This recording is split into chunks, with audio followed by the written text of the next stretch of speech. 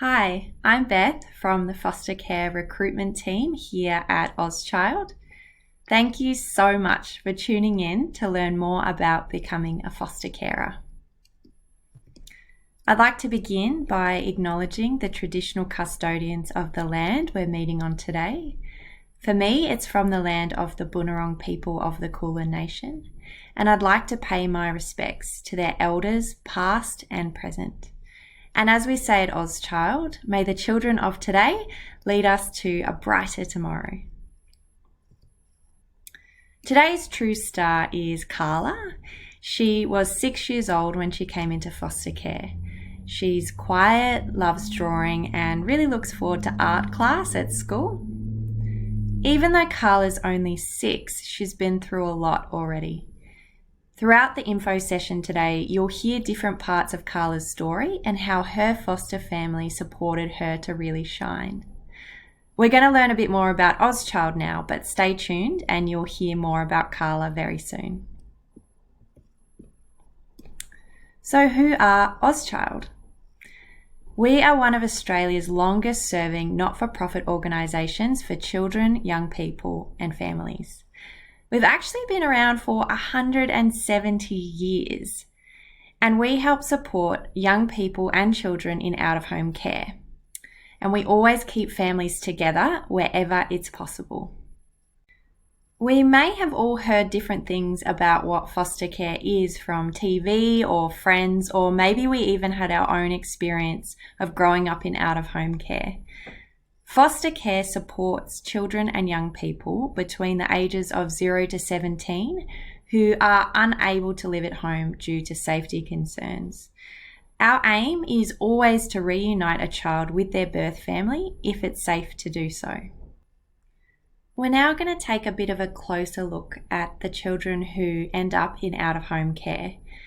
When a child is removed from their birth parents, it means that there is evidence that the child is not safe where they are at the time. Almost all children and young people who end up in care have experienced trauma, whether that be for days, months, or even years. If we look back to Carla's story, Carla came into care because there were concerns that her stepdad had hurt her. She had already faced neglect from when she was small. The house wasn't clean, her nappy was often dirty, and her mother really struggled to look after her. And then when Carla was 6, her teacher noticed some bruises on her. She'd already been concerned about Carla for some time, and so she decided it was time to notify Child Protection. Carla was taken into care and she lived with some emergency carers while a longer-term home was found for her. Carla had faced a lot at just the age of 6, and for children in foster care, they really do need a safe place to heal and process what they've been through. And this is where you could come in. So you might be able to provide some stability through a bedtime routine for the first time, or just family meal times, looking at a child with joy. Sometimes that's the first time they've ever experienced it. You can give them a space to let out their emotions for the first time too and process what has happened to them. For Carla, that early trauma in her life did really affect the way she acted. She was really quiet, reserved. She had a lot of trouble making eye contact and had lost a lot of her confidence. All children respond differently to what they go through, and children in care are no different, but trauma is going to affect the way they act. You can see some examples on the screen here of the different ways they might respond. They may have some really big behaviours, or they may just have never been taught how to regulate their emotions before. You might also notice some developmental delays. So for Carla, for instance, she had some really big emotions that she was trying to soothe, and so she was still sucking her thumb at the age of 8. The great thing is that as you care and provide stability for these children, you are going to notice that they start to develop and grow, and that's a really rewarding experience. You might be starting to wonder about the family that Carla comes from and her background. A really important part of foster care is understanding what the birth parents have gone through. For Carla's mum, Sarah, she had Carla when she was really young. She also has an intellectual disability, which made it really hard to care for herself and for Carla. These are some of the factors that made her become quickly dependent on Carla's stepdad financially and emotionally before she really knew if she could trust him. Understanding what the birth parents are going through when a child is taken into care is really important. You can see some examples on the screen. They may have experienced trauma themselves or even grown up in out-of-home care. Most children love their parents no matter what they've been through. So it's really important for you as a foster carer to encourage them to stay in contact with their family and important people in their lives. So we've found out about some of the children living in care, but who can become a foster carer? At Ozchild, we do have a duty of care to keep all these little people safe who've experienced trauma. Here are some of the criteria we use to select suitable carers. Firstly, at Ozchild, you need to be 21 years of age or older to become a foster carer. We'll do police checks and working with children's checks for everyone in your household over the age of 18, but this is something we finance for you, so we'll walk you through that at the right time. It's important to have a spare bedroom with a bed and a place for a little person to keep their things. Also, it's really important to be mentally, emotionally, and physically fit to care. It doesn't mean you can't foster if, say, you have a bad back or you suffer with depression, for example. It's more about what are the strategies you have in place and how does it impact your day-to-day life. You don't have to work full-time or even part-time to become a foster carer. It's more about being in a financially stable position. There is an allowance for foster carers to help support children. However, it is really volunteer work, so it's a good thing to consider. During the accreditation process, we'll come and visit you at home to check you have a smoke-free, safe and clean living environment for a child. And the most important thing is about being willing, flexible and having the time to commit to caring for a child, helping them heal and flourish.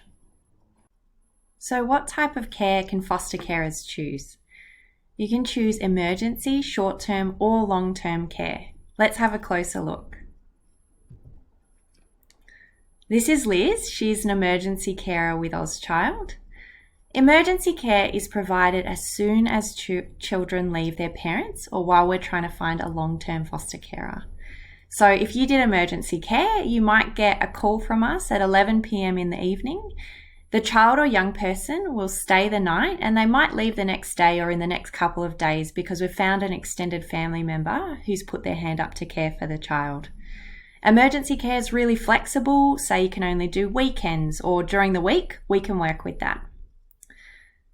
Emergency care is really special because you are providing a safe, loving experience for a child when they're at their most vulnerable. Short-term care. Short-term care is really flexible as well. You are able to let us know how long you can care for a child for, whether that be a couple of weeks, a couple of months, anywhere up to 6 months. It also includes respite care. So this is where a child is living with their parents or with a long-term foster carer, and you might care for them for a weekend, the school holidays, something like that, to give their long-term carer a break. You're also a bit like an auntie or uncle to the child, giving them another positive role model. If you need it, there's a lot of support available for short-term carers. We can apply for childcare, before and after school care, school holiday programs for you, or else there's always our 24/7 Ozchild on-call team and your carer support worker who's going to make sure you have everything you need and all the training you need and things like that. There's a lot of great support to enable you to provide fantastic care. And finally, we have long-term care. So this is where the court has decided that it's not safe for the child to go home and live with their birth parents. So they're going to be in care for a long time and often until they become an adult. So this could be anywhere from 6 months all the way up to 18 years. There is a lot of support available if you need it for long-term care as well. Once again, we can apply for these different supports. And in addition, you'll also have respite care to make sure you get a break and recharge your batteries. So once again, we want to set you up for success here. At Ozchild, we always put a child's needs and carer's well-being first. We want to make sure we find the best match between a carer and a child that we can. That being said, we also want you to know the highest areas of need so you can consider if you might be able to help. So firstly, we have teenagers. There are a lot of teens out there that need a safe, stable environment, and you can have a massive impact in preparing these children for their futures. They also love a sleep in, so if you want yours, it might be best to go with them rather than the little ones. You could take sibling groups. When children are removed from their parents, siblings are sometimes the only family they have left. They can really keep each other occupied, play together, comfort each other. We really want to keep these little ones together if we can. We also have a need for carers for children with intellectual disabilities. If you have a passion for learning more in this area and getting trained up, or you might have some pre-existing skills, we would love to chat more with you about this. And of all our types of care, we have the highest need for carers to take short-term and particularly long-term placements. So to help you understand the impact long-term care can make, there is a little girl who's been referred to us and she's 7 years old. And in her 7 years, she's already had 40 different homes. So you can imagine what a big difference that long-term care would make for her. As you consider these areas of need, you might start to consider your family's needs or your needs.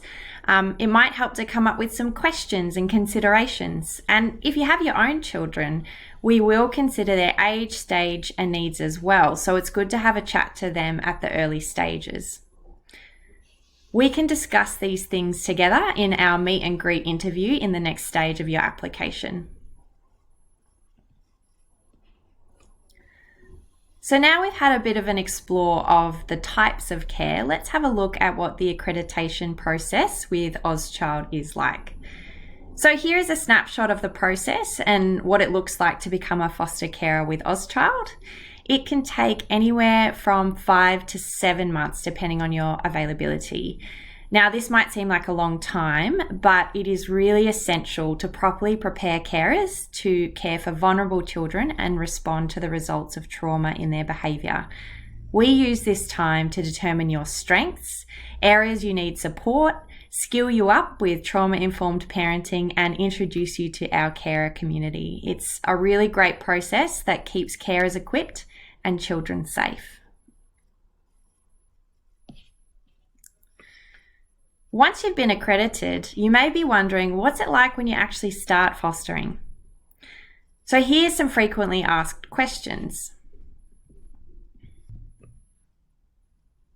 So what will I find out about my foster child? When a child comes to you, we really want you to be set up for success. So we're going to tell you everything we know. It might be specific developmental or behavioural issues, their foster care history, any medical conditions, culture and religion, the court order details and conditions, and names of their family. You'll also be part of helping us understand and know the child better, but we will tell you everything we know so far. Can you go on holidays? Yes, you actually can. It's fine to take your foster child on weekends away, take them camping, or go on local holidays. It's a great way to give them some first experiences. Interstate holidays, generally okay as well. It's just good to be organised, let your caseworker know what's happening, because it can take a bit of pre-planning.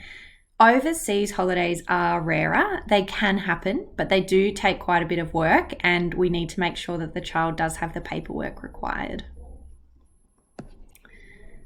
Taking a break. It's really important to have a self-care strategy in place as a foster carer. And it could include taking yourself off the available list after you've had a child in your care. It could be a day, a week, or even a month if you need to recharge your batteries. And we're really going to support this. And finally, what's contact with birth families like? The majority of children in foster care will have contact with their family unless there's a really good reason not to. And most foster children really do enjoy seeing their families. Contact is a really important way for children to understand where they've come from. So for Carla, for example, it was really great because after some time, the agency was able to connect with her biological father. He and Carla started having contact at a local park supervised by her caseworker. So Val would drop her off at the park and pick her up afterwards. So this is what it could look like for you as well as a foster carer.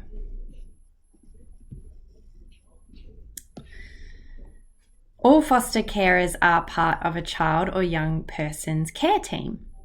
You'll be part of a team of people who meet regularly and share all parenting responsibilities for the child or young person.